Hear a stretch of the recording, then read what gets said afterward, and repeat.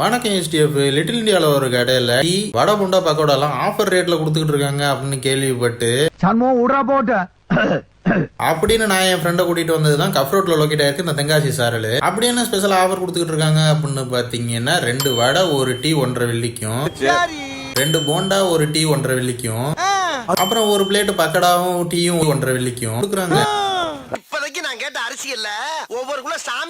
அப்படின்னு எல்லாத்துலயும் ஒன்னு ஆர்டர் எடுத்துட்டு இந்த டீயை டேஸ்ட் பண்ணி பார்த்தா இந்த டீ வந்து ஃபுல் கிரீம் மில்க்ல போட்டிருக்காங்க. நார்மல் தேவே ஒரு வெளியே கொடுத்துக்கிட்டு இருக்காங்க. இவங்க எப்படி டீயை கொண்டு அதுவும் வடையோட சேர்த்து இவங்க 1.5 வெளியே கொடுக்குறாங்கன்னு தெரியல.